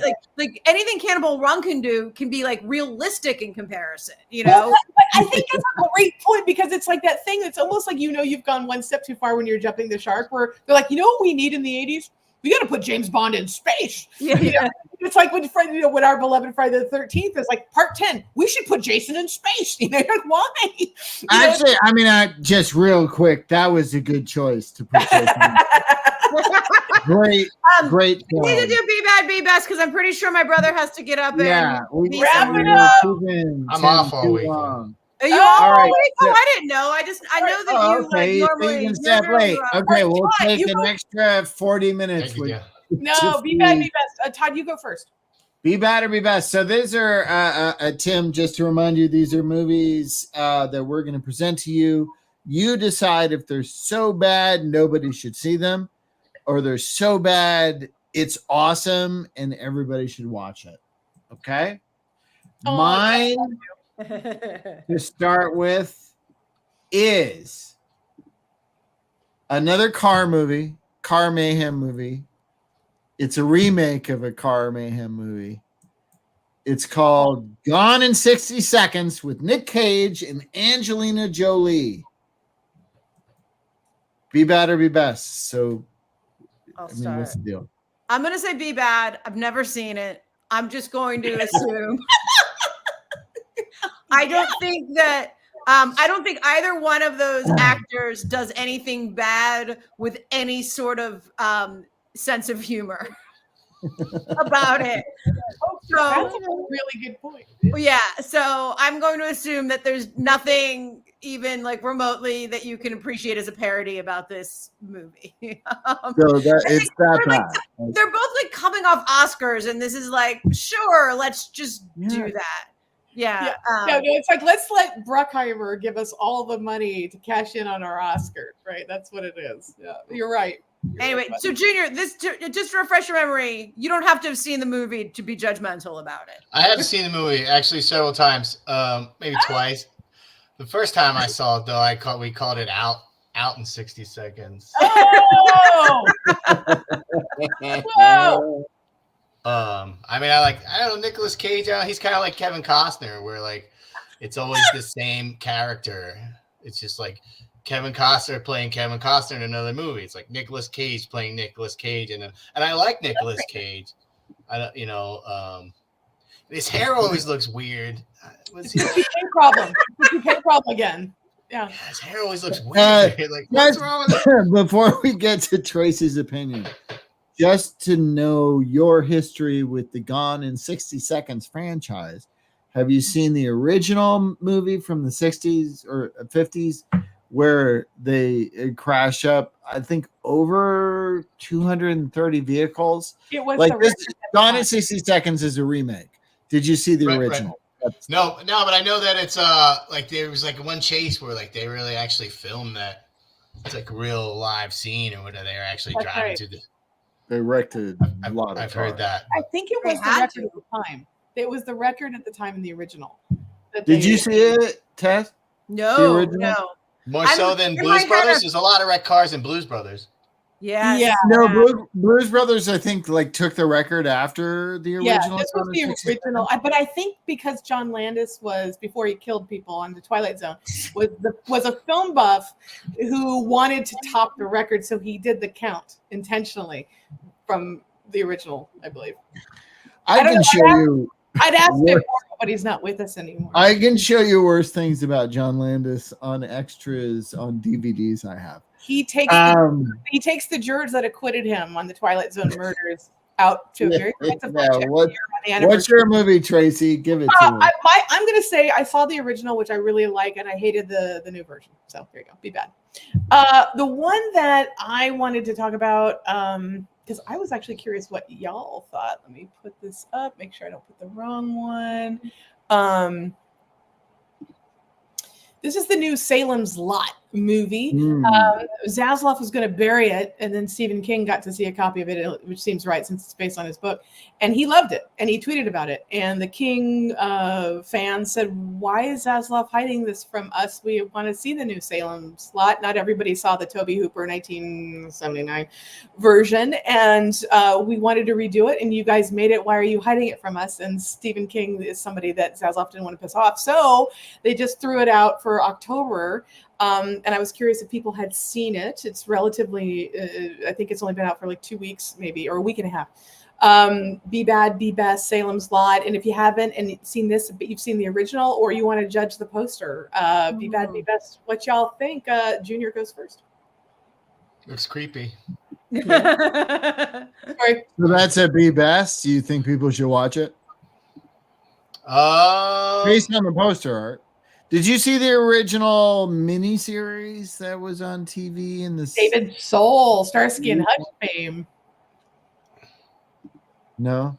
I'm gonna, Be Best. Tess, I know you don't like scary movies, but I have to ask. Tracy, I am a woman a month out from the presidential election. I am pretty scared as it is on a regular basis. So I don't like to invite people in or Tara in either. I've got enough. I'm full up on folks and Tara. So I've not seen either Salem's Lot. It's probably great because, Stephen King is a great writer. And Zaslav has no taste. So I'm going to guess it's Be Best. Okay. Mr. Todd. Tell her what she's won, Todd. She's won so many prizes that are very expensive, but there's a lot of taxes involved. So you might want to consider taking cash value. I like the Salem's Lot. Okay, here's my take on it. What's your And take? I was confronted before I saw it for weeks of randos on various social media feeds saying, "Oh my God, Salem's Lot, the new version is so great. Warner Brothers has left money on the table. This is the scariest movie it's the greatest vampire." So I kept reading that, and then I saw it, and it's boring. And nothing about it is interesting. And just watch the original miniseries in its full length. Don't watch the cut for TV movie version of Salem's Lot that existed in so many places. Watch the original miniseries. It's a TV movie. It's 4:3. It won't fill up your screen. Sorry, but it's way scarier than this new thing. It's the new Salem's Lot is just terrible. It's just terrible. Sorry. Wow.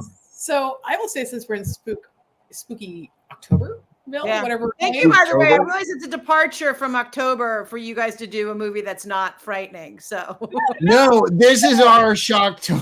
This is our Shocktober surprise. I want to. This is like a quasi boost, which means I'm cheating. But what I will say about first of all, the first Salem's Lot, directed by Tobe Hooper, the man who gave you the original Texas Chainsaw Massacre. If you were a child, the age most of us were, and you saw it on TV, so you think you're safe because it's on TV and there's commercials, there's this. The Jay Leno? A little bit. I'll get the chin. But when you watch that original miniseries, and there's the scene with one child in bed who's lost his best friend. We don't really know what Mr. Barlow is up to at the time, but spoiler alert, vampire. The little kid comes floating up into frame right outside his window and is like, it's the scariest thing when he it's the scariest thing. Everyone who's like, oh my God, the clown from Poltergeist. I'm like, oh my God, the kid from Salem's Lot. So that is like ingrained in my head. So that's the thing where I'm like, please don't try to emulate that. And so anyway, I'm a little biased. I know Gary Doberman a little bit, who wrote and directed this. He's a writer who got a chance to direct. So I like that in theory. I think, Todd, I don't disagree totally with Todd that I think it's a mess. I think there are a couple set pieces that are quite good. There's a clever thing at the end that I actually like, but I think Todd was probably so bored by the time he got there, he didn't care. But that one thing at the end is something I haven't seen with a vampire before. The way it was said, I will say, if you're a fan of Targets, I think Gary, because I know Gary a little bit, he likes Bogdanovich's Targets, and he wrapped that into a vampire situation. You're like, I thought it was butt stuff. I was going to say, I've never seen butt stuff with a vampire before. I'm just saying, I think there's a couple set pieces that are great, but it can't compete with Tobe Hooper's thing. So I don't know why Stephen King probably just wanted younger kids to see it because he doesn't think anyone's going to go back and watch the Tobe Hooper thing. Kids, watch the Tobe Hooper thing. There's a weird, I just like, spoiler alert about Stephen King. If there's a new Stephen King property coming out that's not like written by Stephen King in a novel, and it's a thing made by somebody else based on a Stephen King property, for at least 3 months, he'll say, this is the best Stephen King fucking property. Does he? I don't know that. Thing I've ever seen. He does it every time. He doesn't get shitty on. Just go back to Dreamcatcher. Study the history of Dreamcatcher and its entire marketing experience. Raymond, ladies and gentlemen. Raymond, you are not an intruder. We welcome your input. You don't need help. This is wrong and it shouldn't have been remade. So we're here. Todd, you're up next.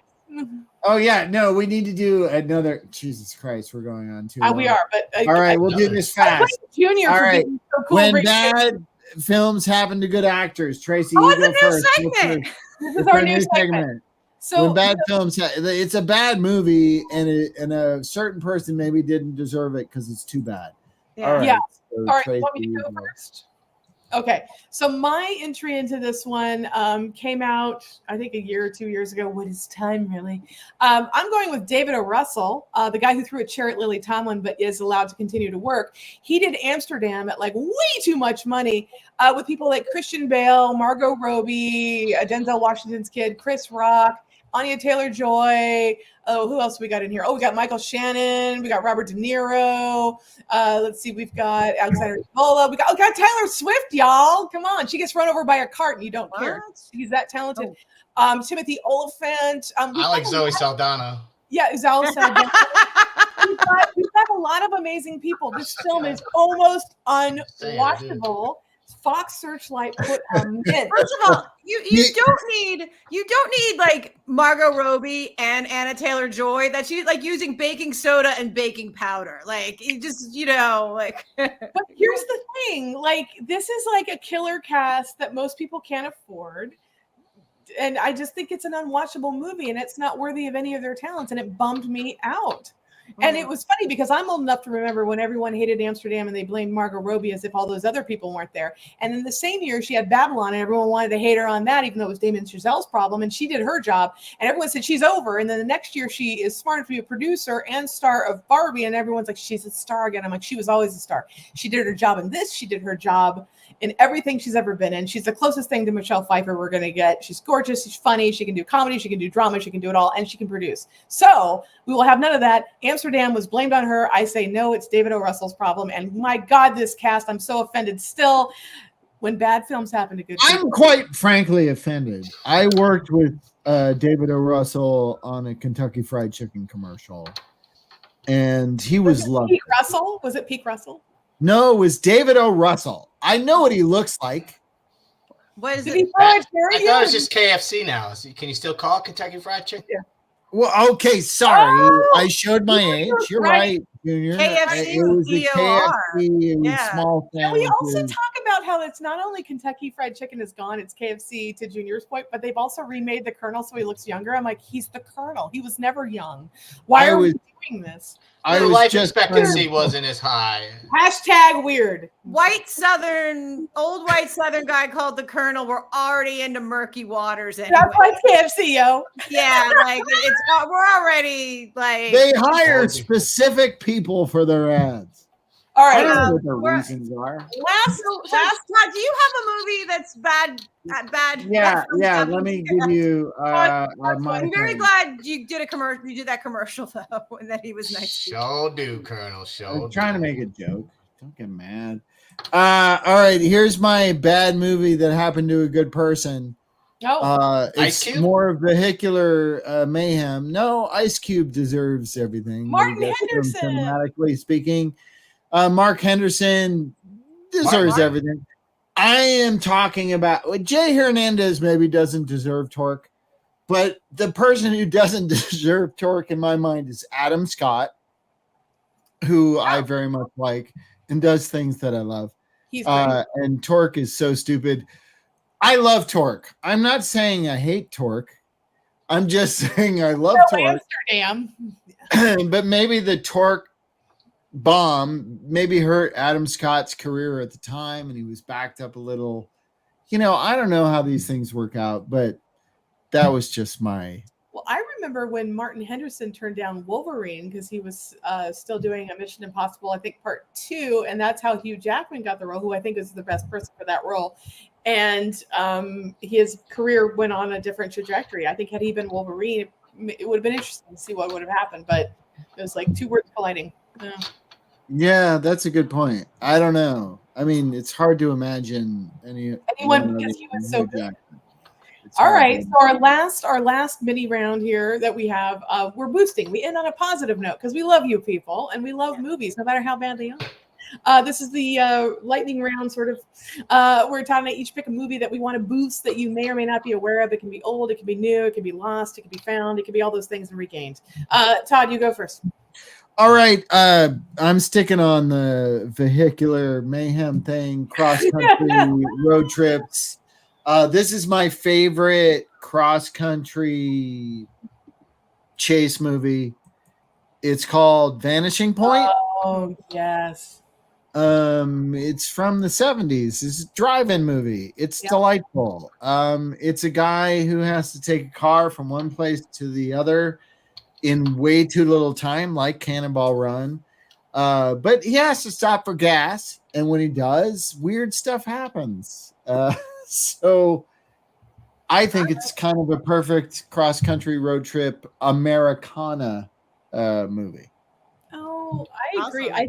I this is one of those films I was late to. I discovered it in film school, and I think it's fair that it does traffic a little bit in homophobic tropes in One of the Killers, but it's a brilliant film, and I think everyone should see it. And I actually think there's a lot of directors who came up from the propaganda era, be it Fincher, Anton Fuqua, they certainly have seen Vanishing Point, and you see that in their work. I think it's one of those films, if you're a film buff and you haven't seen Vanishing Point, it's like watch Vanishing Point and Sorcerer back to back, and you're gonna be like, okay, Right. That's a good double feature.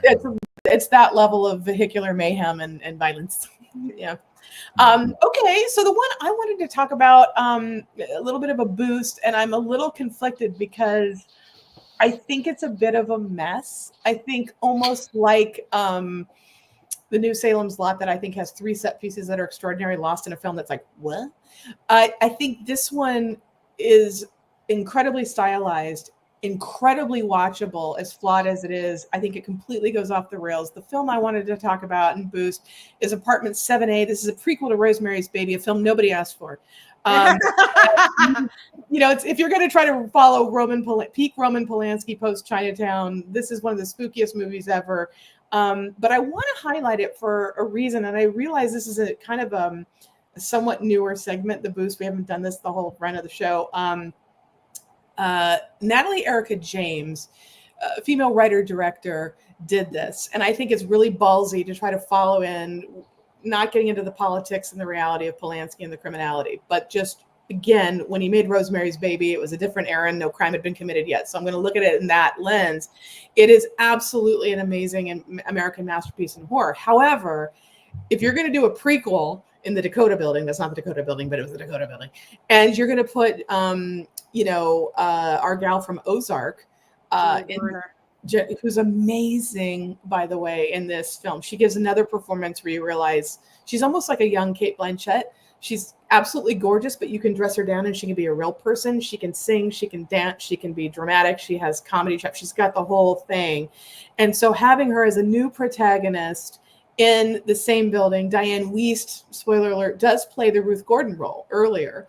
So if you like Rosemary's Baby, that's interesting. Wiest is masterful. Garner is masterful.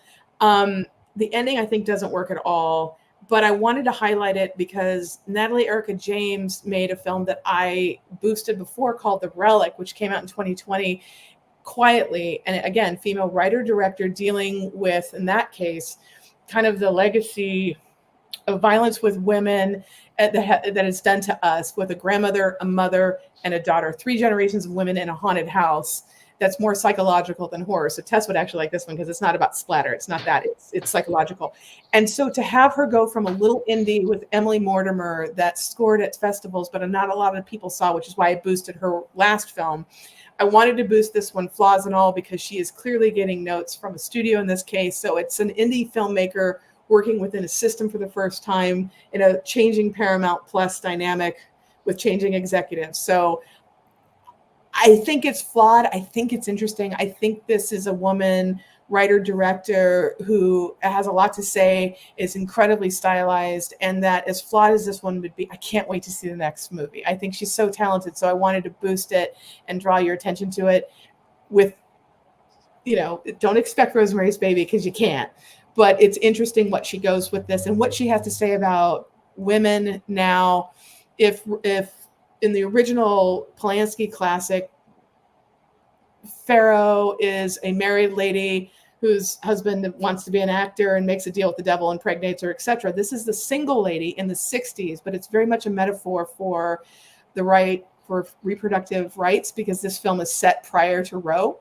And so when you watch this film through the lens of what a lot of American women are living through now, which is to be a horror show and a second-class citizen when you don't control your body, it's a horror film on Paramount Plus, but it resonates because of the lens of which we're watching. So I wanted to boost it for all those reasons, and to have a woman doing it, choosing a single lady at this time, I think it'll age maybe better for those reasons, because she did it in a time where it's not cool right now and somehow got it done. So for all those reasons, my boost. I think that's a good boost. I would just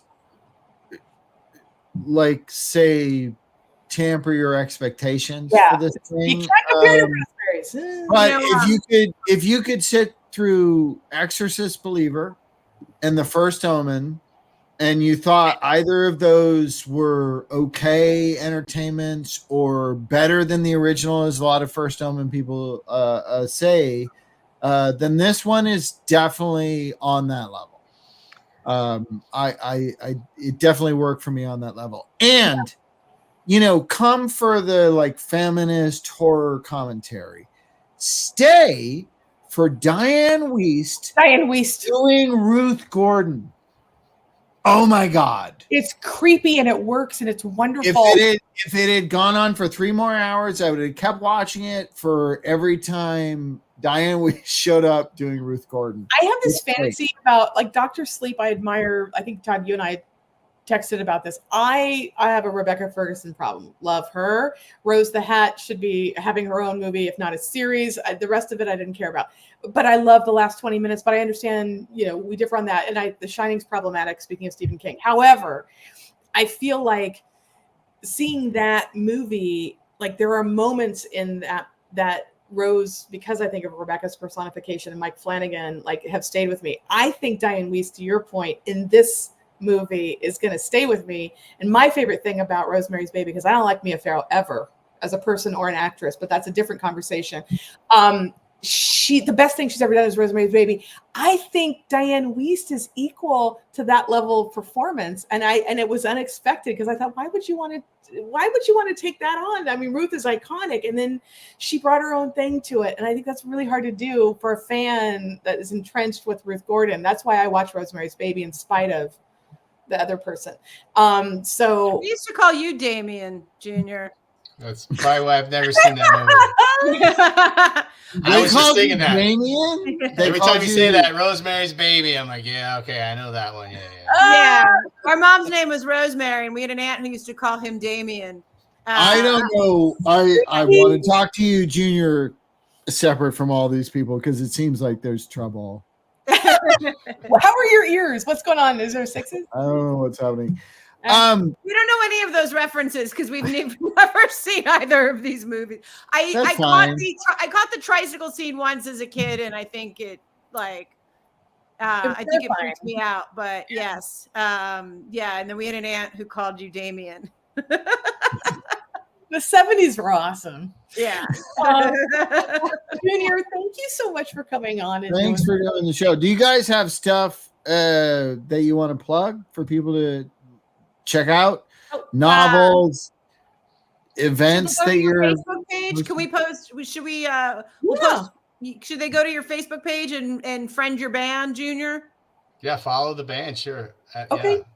Emotional Rescue Band. What's the name of the band for those listening at home? Emotional Rescue. So it's like facebook.com/Emotional Rescue Band. Awesome. I can't put it in the chat because I'd have to sign into my Facebook page, but we'll put it in tomorrow. Okay. If you want to go to Amazon and buy a book under Tess Rafferty, that would be great. Yes. Yeah, do that. Buy all the books. Mysteries. Get them all. Yeah. Buy all the books. Coming up, dude. Wrap them together. What's up? We're here to help. Just takes a ribbon. Thank you, Tess. Show creator Tess Rafferty back. Thank you. Nice to be back. Yes, my brother's band, Emotional Rescue. If you're in the Colorado area, definitely check them out. But friend them anyway on Facebook so that they get lots of algo love. Yes. Yeah. Always, Raymond. Thank you for or emotionalrescueband.com. But yeah, it's Emotional Rescue Band. And buy me an airplane ticket to Colorado so I can see Emotional Rescue. Yeah. That's not a huge ask. Somebody can get me that. Yes. Awesome. And Jeff, thank you for fact checking as always. And also Jeff wants to, a bad movie that happened to good people. Miami Vice happened to Jamie Foxx and Colin Farrell. No, Jamie Foxx and Colin Farrell and Michael Mann happened to Miami Vice. Fucking don't give them an out. Don't give them an out for making millions of dollars making that piece of shit, Jeff. I'm sorry. I'm sorry. Todd has some feelings, but also for those listening to the podcast, Jeff has a really good boost that we also want to talk about. Addicted to Fresno, starring Judy Greer, the great Judy Greer, and Natasha Lyonne. He says it's a great indie film that deserves a bigger audience. So you guys know what to do. Jeff never leads you astray. So follow his lead. Go and look up Addicted to Fresno and support Judy Greer because you should. She's awesome. All right. There it is. Shout out to our guest star tonight, John Keating, as well. John Keating, our Burt Reynolds. Oh my God, you guys are so Burt and Farrah, which is so different than Burt and Lonnie. You know, that distinction was significant and I felt it. Yeah. It's all about the chemistry, really. It's about the chemistry and the lipstick. It's a good choice. Thank you, everybody, for watching. We'll see you next week. Thank you guys for having us back on. Thank you. Love it. Lots of fun. Bye, everyone.